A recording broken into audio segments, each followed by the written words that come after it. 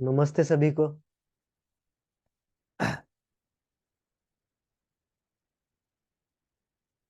तो पिछले लेक्चर में हमने द्रव्य वर्गीकरण या द्रव्य क्लासिफिकेशन देखा। वो जो द्रव्य क्लासिफिकेशन था वो आयुर्वेद के टेक्स्ट में जो आया हुआ है, आयुर्वेद के क्लासिकल ग्रंथों में जो द्रव्यों का वर्गीकरण या क्लासिफिकेशन आया है वो हमने देखा। आज हम मॉडर्न साइंस के मॉडर्न साइंस ने जो दिया है द्रव्य क्लासिफिकेशन वो देखेंगे, जिसमें कि बेसिकली प्लांट क्लासिफिकेशन आता है या लिविंग ऑर्गेनिज्म क्लासिफिकेशन आता है, जिसमें प्लांट क्लासिफिकेशन और एनिमल क्लासिफिकेशन भी आता है। पर हम हमारे लिए ज़रूरी सिर्फ प्लांट क्लासिफिकेशन है, तो सिर्फ हम वही देखेंगे। तो बेसिकली क्लासिफिकेशन कैसे करते हैं मॉडर्न साइंस अनुसार वो हम देखेंगे। तो बेसिक क्लासिफिकेशन जो प्लांट का होता है वो किस आधार पे होता है, तो 4 कैटेगरीज में दिखता है। आधार क्या होता है क्लासिफिकेशन का? वो होता है कि मॉर्फोलॉजी क्या है, मतलब प्लांट के फ्लावरिंग कैसा है, फ्रूटिंग कैसा है, फिर प्लांट्स के कैरेक्टर्स क्या हैं, हाइट कैसी है, स्टेम का टेक्सचर क्या है, या स्टेम वुडी है या स्टेम ही नहीं है, फिर वो ग्रोथ कैसे होता है, क्लाइंबर्स है, टेंड्रिल्स है या टॉल ट्रीज है, ऐसे बहुत से हैं। फिर लाइफ लाइफ स्कैन, लाइफ का मतलब कितना जीते हैं प्लांट्स, ये भी एक बेसिस होता है प्लांट क्लासिफिकेशन के लिए। तो ये हम सब ऑर्गेनाइज फॉर्म में देखेंगे। The classification is mainly done in for 4 categories: habitat, family, structure और size and life.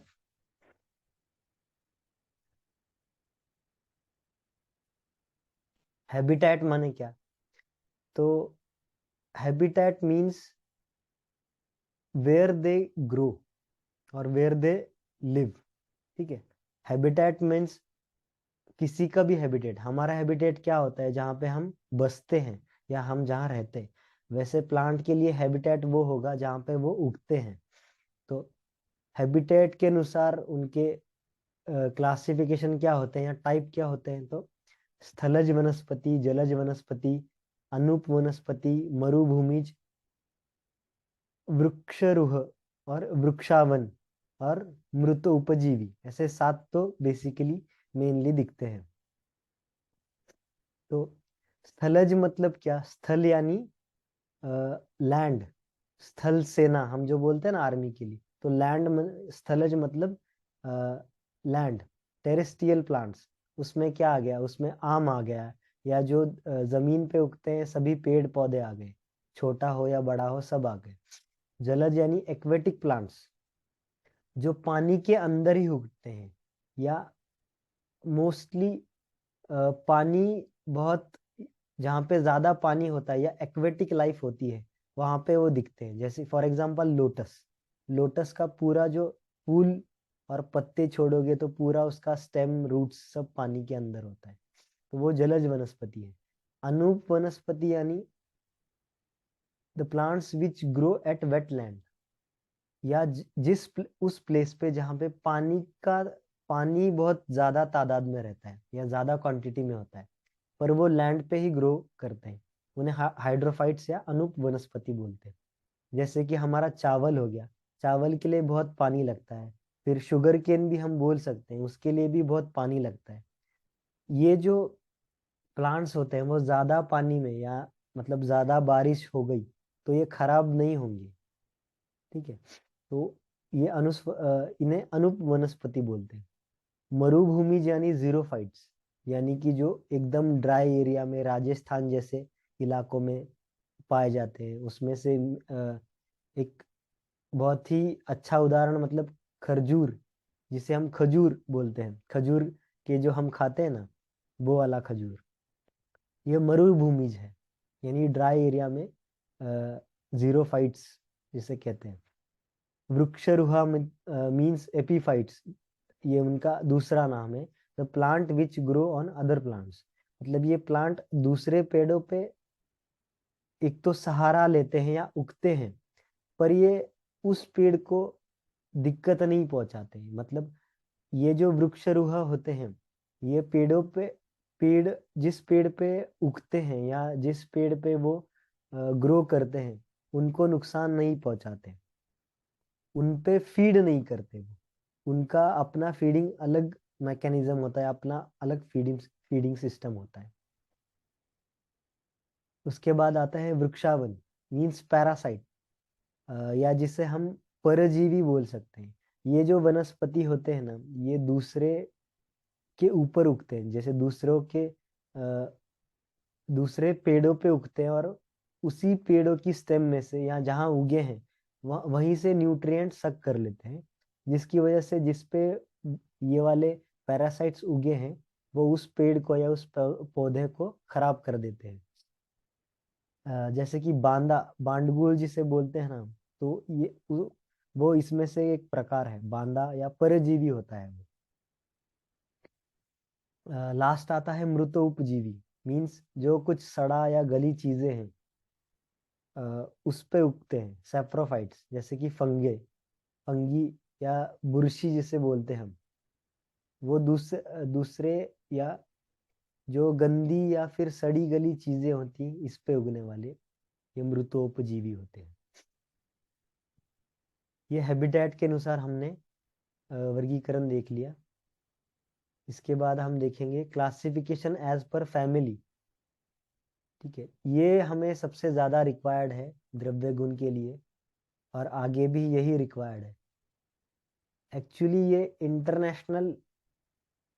Internationally accepted classification है, जिसे टेक्सोनॉमिकल क्लासिफिकेशन बोलते हैं। फैमिली के अनुसार हम पेड़ों को या पौधों को या जो भी जीव जंतु हैं उन्हें जानते हैं। So classification as per family is also known as or can be related to taxonomical classification. Taxonomical classification यानी क्या? तो classification along with naming. Taxonomical classification से जो क्लासिफिकेशन होता है उसमें नॉमिनेशन भी होता है। जिस नाम से, उस टोटल पूरे नाम से आपको उस वनस्पति के बारे में, उस पेड़ के बारे में पूरी तरह तक, मतलब तह तक जानकारी मिल जाती है, वो जो क्लासिफिकेशन होता है वो टेक्सोनॉमिकल क्लासिफिकेशन। अब ये टेक्सोनॉमिकल क्लासिफिकेशन की जरूरत क्यों है? तो आप अगर ये पढ़ोगे तो यहाँ पे मैंने लिखा है, देखो, देर आर अबाउट 500,000 स्पीसीज, मतलब इतनी सारी स्पीसीज हैं, और ये सभी मेडिसिनल है और होनी चाहिए। जैसे कि हमने पिछले लेक्चर में देखा था कि जगति एवं अनौषधम, तो कोई भी ऐसी चीज नहीं है कि जो औषधि नहीं है। तो इसलिए सबको पढ़ना जरूरी है, सबकी अलग अलग विशेषताएं हैं।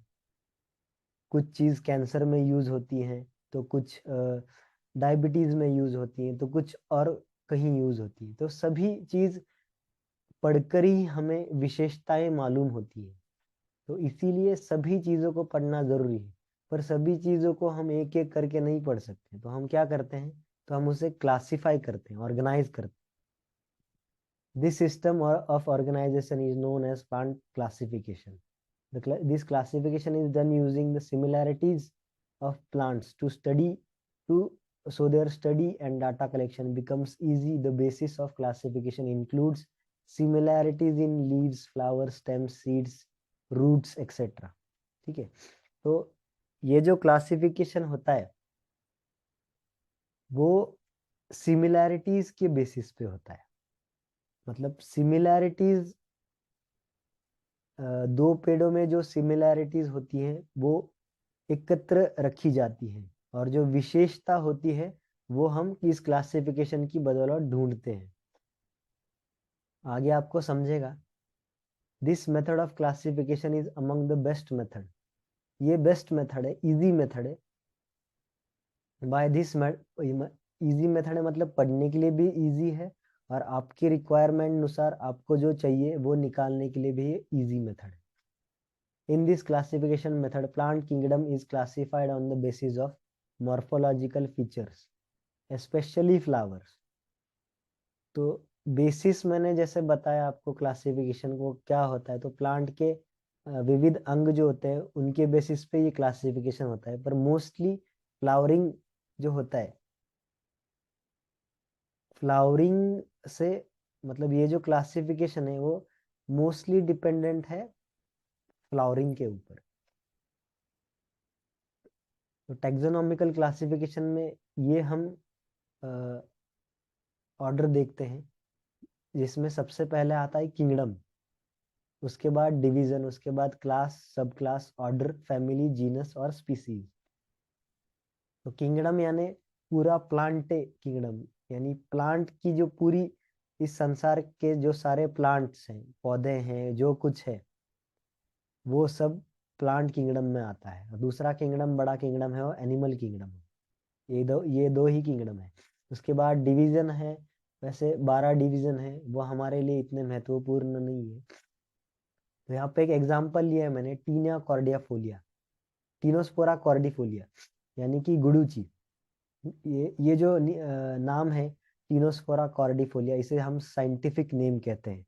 और ये हमेशा इटैलिक्स में लिखा जाता है, जिसका जो टीनास्पोरा का जो टी है वो हमेशा कैपिटल होता है, और जो सी है कॉर्डिफोलिया का वो हमेशा छोटा लेटर होता है।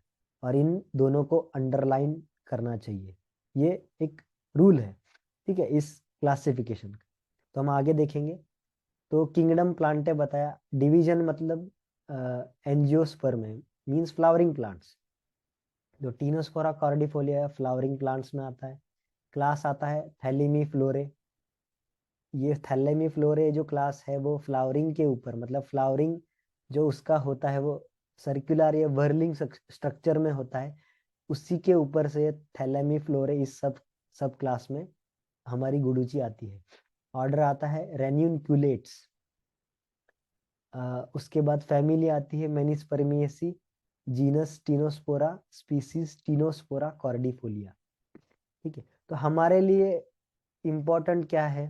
तो हमारे लिए जो नीचे के 3 दिख रहे हैं आपको, फैमिली, जीनस और स्पीसीज, ये हमारे लिए द्रव्य गुण में इम्पोर्टेंट है। The classification of organisms into groups, groupings from general to particular. General to particular means क्या? सामान्य से लेकर विशेष तक। ठीक है, आप अगर ऊपर का किंगडम देखेंगे तो मैंने जैसे आपको पिछले लेक्चर में बताया था कि सामान्य विशेष सिद्धांत को हम सिलेक्शन के लिए यूज कर सकते हैं, तो वही यहाँ पे बताया गया है। किंगडम जो है ये सामान्य है, पूरे प्लांटे किंगडम में पूरे प्लांट्स आ जाएंगे, और स्पीसीज में एक आपको विशेष मिलेगा। जैसे जैसे आप किंगडम से लेके नीचे आओगे तो इसका मतलब आप सामान्य से लेके विशेष तक आओगे, यानी कि आप जनरल से लेके, मतलब पूरे ग्रुप से लेके कुछ पर्टिकुलर तक जाना है तो आप ऊपर से नीचे आओगे। पर आप किसी एक पे से आपको जनरल तक जाना है तो आप नीचे से ऊपर तक जाओगे। माने आपको पूरे प्लांट में ऐसी वनस्पति चाहिए जिसकी फ्लावरिंग ग्रीष्म के पहले होती है, तो ये फ्लावरिंग आपको टीनोस्पोरा कॉर्डिफोलिया में मिलेगी, तो ये विशेष हो गया। पर ऐसे बहुत से फूल हैं कि जो ग्रीष्म के पहले पुष्पित होते हैं, या जिनके फ्लावर्स दिखते हैं। Just a minute.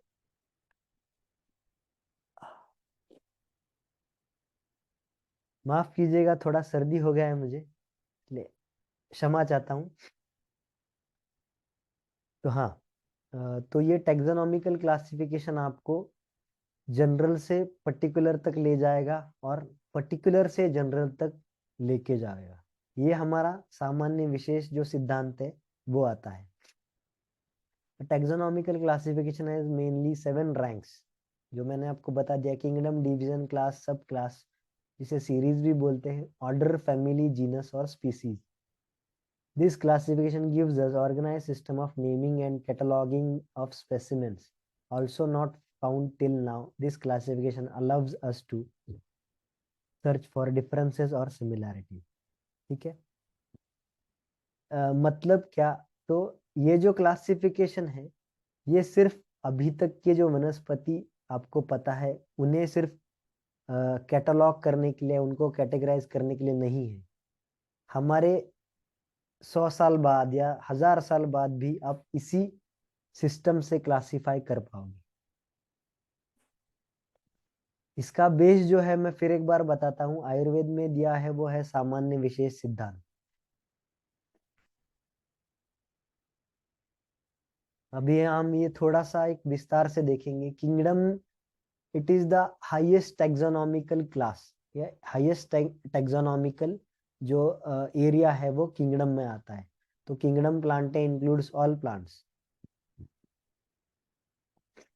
Division phylum, division और फाइलम, इट कंटेन्स 12 फाइला। और हमारे जो गुडुचि है, हमने जो एग्जाम्पल लिया वो एंजियोस्पर्म्स में आता है। एंजियोस्पर्म्स मतलब फ्लावरिंग प्लांट्स, या फिर सीड कवर्ड विथ फ्लावर, या उनका जो सीड होता है वो कवर्ड रहता है, ओपनड नहीं होता है, या फिर फ्लावर उसके ऊपर रहता है और उसके बाद सीड बाहर दिखना शुरू होता है या इमर्ज होता है। वैसा गुडुचि एक उसमें से एक एग्जाम्पल है। अदर एग्जाम्पल ऑफ डिवीजन और phylum are tracheophyta like ferns, कांटे वाले हैं। Bryophyta, plant which lack true roots. Class आता है डाइकोटिलिडॉन्स। डाइकोटिलिडॉन्स मतलब जब आप इनके बीज बोते हो तो जब प्लांट उग के आता है तो दो पत्ते दिखाता है पहले, मतलब दो कोटिलोडॉन्स दिखाता है, उसे बोलते हैं डाइकोटिलिडॉन्स। दूसरा होता है मोनोकोटिलिडॉन्स। ठीक है। उसके बाद आता है सीरीज। सीरीज हमारे गुरुजी की है थैलामी फ्लोरे। मीन्स क्या, तो petals and stamens are hypogynous. Hypogynous means यहाँ पे आप ये नीचे के, यहाँ जहाँ पे मैं कर्सर घुमा रहा हूँ वहां पे आप देख सकते हो, यह है हाइपोगाइनस ओवरी। ये जो गोल पार्ट दिख रहा है ये ओवरी है। ये हाइपोगाइनस हम बोलेंगे, जबकि ये जो कुछ तंतुएं दिख रही हैं आपको, जिसे हम स्टेमेंस या स्टिग्मा, सॉरी, जिसे हम स्टिग्मा स्टेमेंस या पिस्टिल बोलते हैं, ये जो है इसे पिस्टिल बोलते हैं। तो इनका जो कनेक्शन होता है ये ओवरी के नीचे होता है। जब ये कनेक्शन ओवरी के नीचे होता है तो इसे हाइपोगाइनस बोलते हैं। और जब यही कनेक्शन ओवरी के ऊपर होता है, ये देखिए ये ओवरी है और इसके ऊपर ये पिस्टिल के या स्टिग्मा या स्टाइल के ये जो कनेक्शन है ये इसके ऊपर है, तभी हम इसे इपिगाइनस या इंफीरियर ओवरी बोलते हैं। और ये जो है ये सुपीरियर ओवरी या हाइपोगाइनस फ्लावर। हमारी जो गुडीची होती है वो हाइपोगाइनस ओवरी टाइप की है। ऑर्डर है Ranunculales. Ranunculales means flower with spirally arrangement.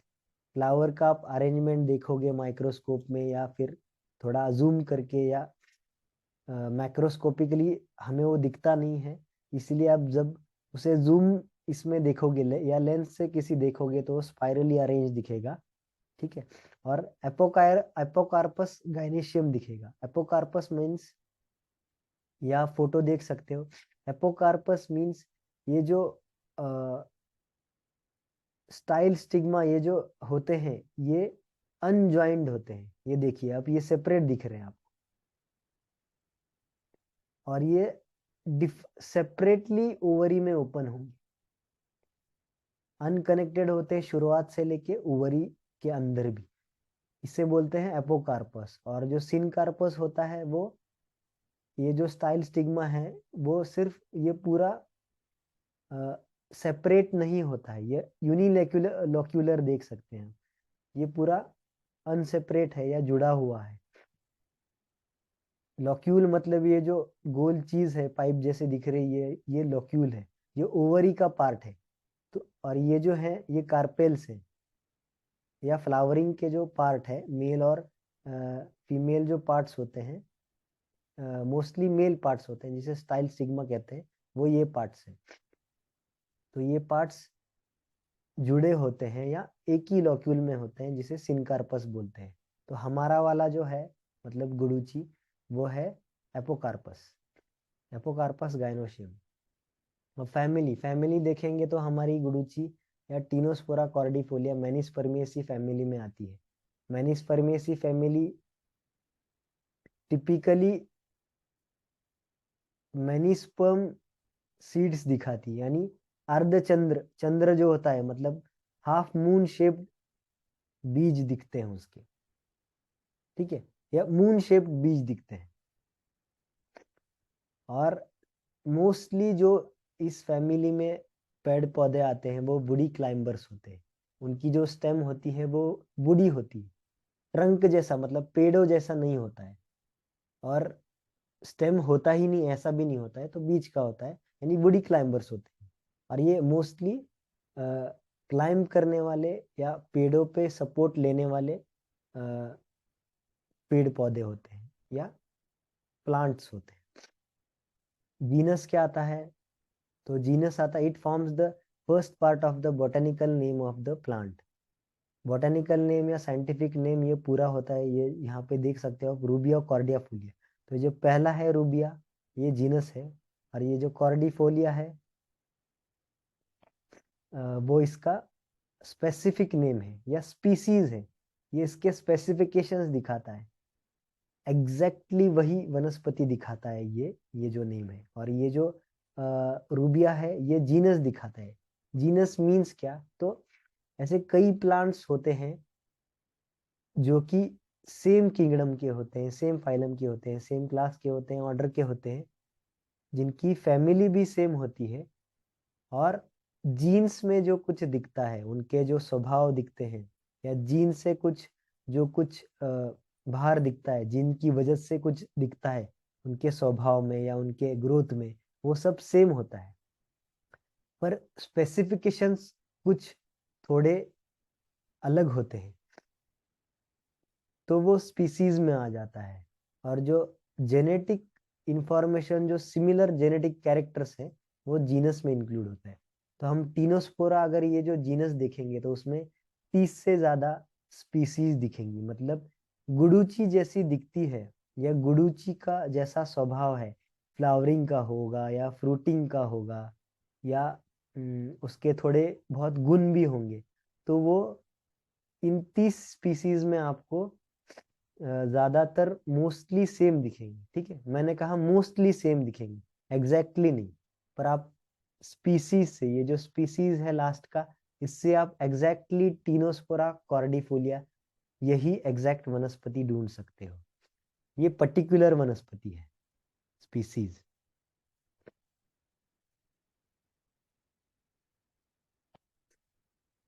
तो अभी यहाँ पे हमने फैमिली का देखा, फैमिली का क्लासिफिकेशन।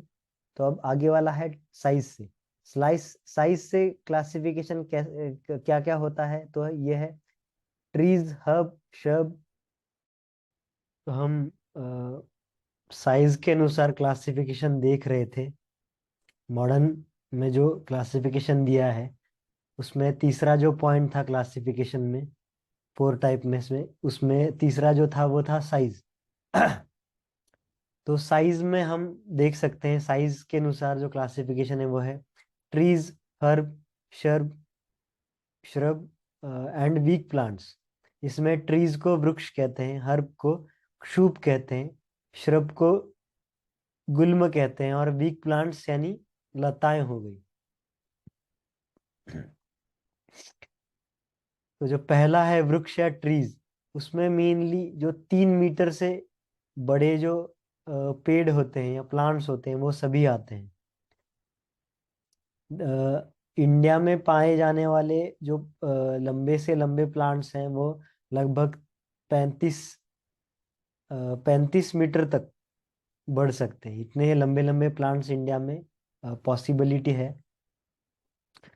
तो उसमें वृक्ष आता है, जो बड़ा वृक्ष, वृक्षों में जो एग्जाम्पल आता है वो है आम्र है। और यहाँ पे जो आपको ये चित्र दिख रहा है ये है नारिकेल। इन पेड़ों को देखने के लिए हमें मुंह ऊपर करना पड़ता है, यानी आसमान में देखना पड़ता है, इतने ये लंबे होते हैं या बड़े होते हैं। और इनके जो ये स्टेम्स होते हैं इन्हें ट्रंक बोलते हैं, वो बड़े बड़े बूंदे होते हैं जो हाथ में भी ऐसे आते नहीं। इनका आगे हम क्लासिफिकेशन देख सकते हैं उनकी हाइट के अनुसार। कुछ बहुत ही लंबे और बड़े होते हैं, कुछ मीडियम साइज्ड होते हैं, और कुछ छोटे छोटे होते हैं। आम के, नारियल के पेड़ हैं, ये जो पेड़ हैं ये मीडियम साइज से टॉल साइज में आ सकते हैं। यहाँ पे आप देखोगे ये आम का पेड़ है। इतना छोटा पेड़ है कि ये आपकी कमर तक ही आ जाएगा, पर इसको आम लगे हुए हैं। तो ऐसे भी होते हैं ये हाइब्रिडाइजेशन या मॉडर्नाइजेशन का परिणाम है कि इतना छोटा आम का पेड़ आपको दिख रहा है, वो भी विथ फ्रूट्स। ये जो है ये बहुत ही महत्वपूर्ण वनस्पति है, जो कि च्यवनप्राश में इसका यूज होता है। यह है आंवला,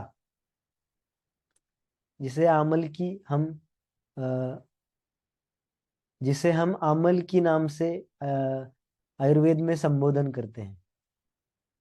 इसका भी बड़ा वृक्ष होता है, मीडियम साइज से, स्मॉल से मीडियम साइज तक इस आकार में उसका वृक्ष होता है। दूसरा हमने देखा हर्ब। हर्ब को शुप भी बोलते हैं या क्षुपक भी बोलते हैं। क्षुप यानी बहुत ही छोटा प्लांट, मतलब वीड टाइप का, या बहुत ही जमीन से लगभग 1 मीटर तक या उससे भी छोटा। तो यहाँ पे आप एग्जाम्पल देखेंगे, ये है दद्रुग्न। ये जो वनस्पति है ये बारिश के सीजन में सब जगह उगी हुई मिलती है। इसको छोटी छोटी फलियां आती हैं, गवार जैसी फलियां होती हैं इसकी, और इसको एक टिपिकल स्मेल होता है। इसे दद्रुग्न बोलते हैं, बारिश में बहुत पाया जाता है ये। यह है मुस्ता। मुस्ता भी खेतों में बहुत पाया जाता है। ये जो इसका जो पौधा आप अगर जमीन से निकाल लोगे तो इसके नीचे छोटे छोटे गड्ढे होते हैं, छोटे छोटे ट्यूबर टाइप होते हैं, जिनमें एक सुगंध होता है, और जिसे उसे ही मुस्ता बोलते हैं। और वो ही प्रयोज्य अंग है, यानी कि यूज करने वाला मेडिसिन अंग है वो। तो ये भी एक हर्ब का या क्षुप का टाइप है। उसमें उशीर भी आ गया। उशीर यानी खस, जिसका हम शरबत पीते हैं, वो खस।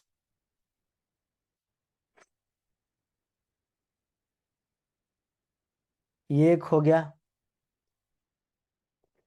चांगेरी। ये भी आपको बहुत जगह दिखेगी, जो इस साइड में आपको दिख रही है चांगेरी नाम से। तो इसके जो पत्ते होते हैं वो ऐसे दिखते हैं। ये हार्ट शेप्ड, जिसे हम बोल सकते हैं। एक्चुअली हार्ट ऐसा नहीं होता है, ये एक लव का जो साइन होता है उस शेप के इसके पत्ते होते हैं। और ये खाने में बहुत सोर लगती है। बहुत जगहों पे मिलती है, थोड़ा सा जहाँ पे ज्यादा पानी होगा वहां पे ये उगने लगती है। इसी के साइड में अगर यहाँ पे आप देख पाओगे तो एक अलग वनस्पति दिख रही है, उसे हंसपादी बोलते हैं। यहाँ पे आप देख सको तो देखो, यहाँ पे सही से दिख रही नहीं है, उसके पत्ते थोड़े से अलग हैं। वो भी एक हर्ब का टाइप है।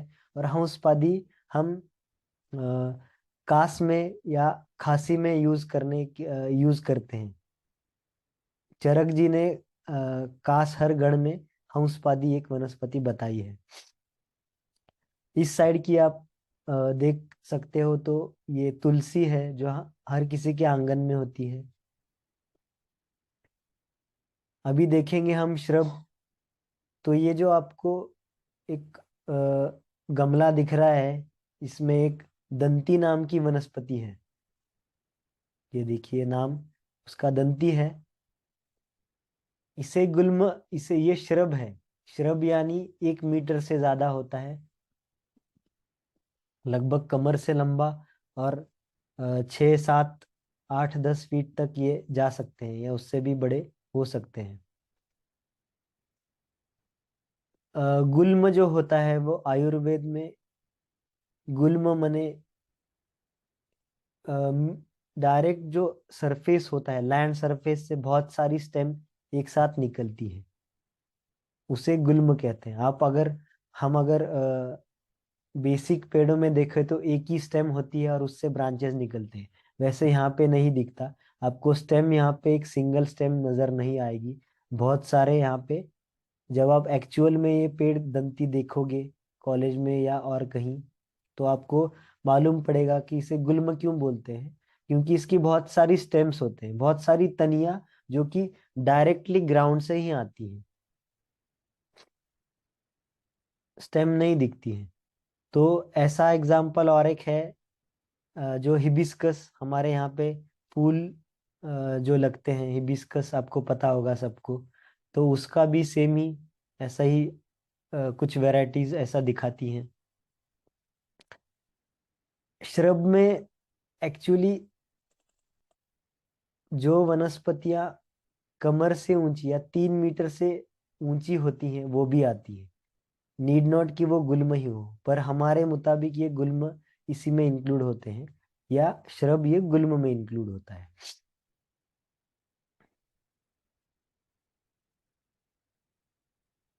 ये देखिए धातकी। धातकी जो है इसके फूलों का यूज होता है संधान कल्पना में, यानी कि आशावारिष्ट करके जो कल्पनाएं हैं, जो औषधि द्रव्य हैं जिसमें अल्कोहल कंटेंट होता है, या अल्कोहल इनर कंटेंट, मतलब ये धातकी के जो फूल यूज करके उसमें संधान कल्पना की जाती है, यानी कि अल्कोहल प्रिपरेशन किया जाता है उसका। अल्कोहल में अल्कोहल अल्कोहलिक ड्रग में उसको बदल दिया जाता है। अम्लीकरण होता है, वो फर्मेंटेशन टाइप होता है। अर्थशास्त्र में आप पढ़ेंगे वो। तो ये देखिए एक बहुत ही सुंदर और बहुत ज्यादा मिलने वाली, बहुत ही ज्यादा पढ़ी जाने वाली, सभी एग्जाम्स में आने वाली ऐसी वनस्पति है। ये आती है, ये जो चौथा पॉइंट है वो है वीक प्लांट्स का या क्लाइंबर्स का। उसमें की एक बहुत बेहतरीन उदाहरण जो है वो है गुडुची का, यानी गिलोय। तो गिलोय जो है ये वीक प्लांट्स में आता है। ये क्लाइंबर है, यानी ये सपोर्ट से क्लाइंब होता है।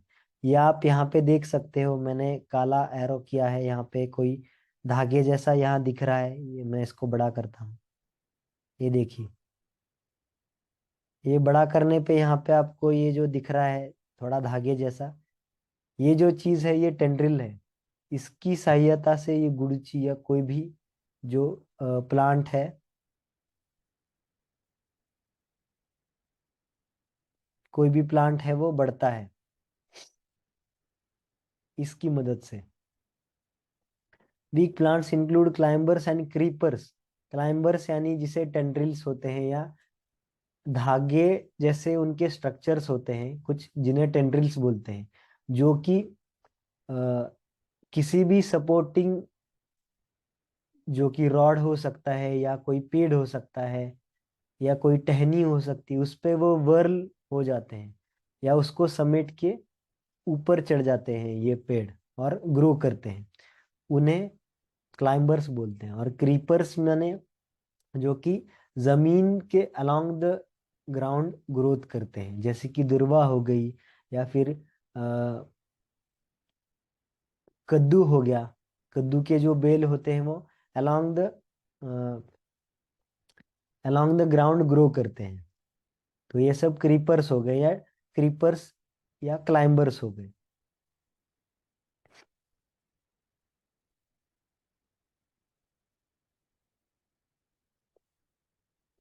तो इसके बाद वीक प्लांट्स में क्रीपर्स का ये एग्जाम्पल्स हैं। पिछला जो गिलोय था वो क्लाइंबर का एग्जाम्पल था। ये देखिए ये पुनर्नवा है, ये आपको बारिश के सीजन में बहुत मिल जाएगी। इसके छोटे छोटे गुलाबी या मोस्टली गुलाबी फूल होते हैं। तो ये बारिश में बहुत दिखती है और अलोंग द ग्राउंड ये बहुत बढ़ती है।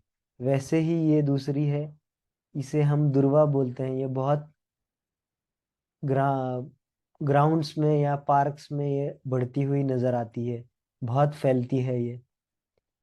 गणेश पूजा में भी इसका यूज होता है। ये सब मेडिसिन्स आगे हम विस्तार से पढ़ेंगे कि ये इनके रसवीर्य विपाक क्या है और इन्हें यूज कैसे करना है। अभी ये वीक प्लांट्स में आते हैं। इसके बाद ये एक सुंदर उदाहरण है, ये भी आपको बहुत जगह पे दिखेगा। ये है कलिहारी, या इसे लांगली, संस्कृत में ये लांगली बोलते हैं। ये यहाँ पे आप देख सकते हैं, मैं इसको बड़ा करता हूँ। ये जो ये जो दिख रहा है आपको एरो के पास, ये इसका लीफ क्लाइंबर है। लीफ की वजह से ये सपोर्ट को पकड़ता है और आगे या ऊपर बढ़ता है। या फिर ये वैसे तो इतना ज्यादा नहीं बढ़ता है, बहुत ही कम बढ़ता है, मतलब शूट टाइप ही बढ़ता है या उससे भी कम ही बढ़ता है। पर ये क्लाइंबिंग के लिए अपने लीव्स यूज करता है। इसके जो फूल होते हैं ये बहुत ही सुंदर दिखते हैं, दूर से देखने पर अग्नि जैसे दिखते हैं, इसलिए इसे अग्निशिखा भी बोलते हैं।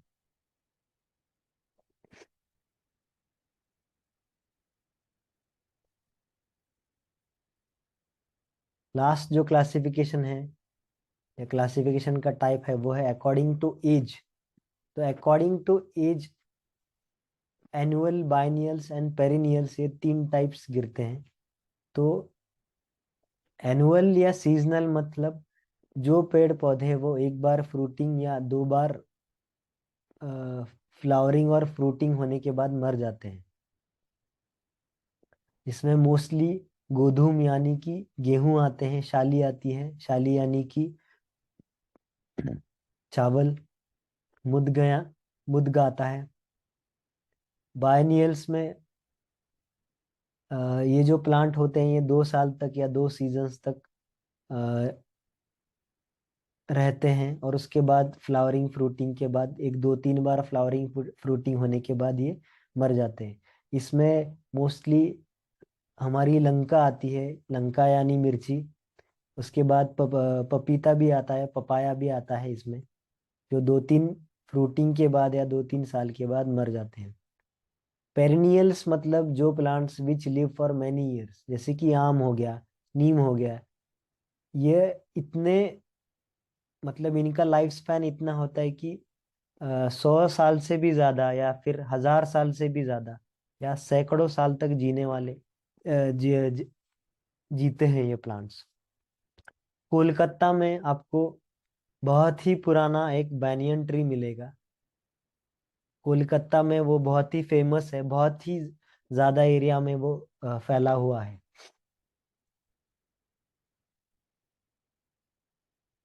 तो इसी के साथ धन्यवाद। यहाँ यहाँ पे हमने मॉडर्न का क्लासिफिकेशन देखा।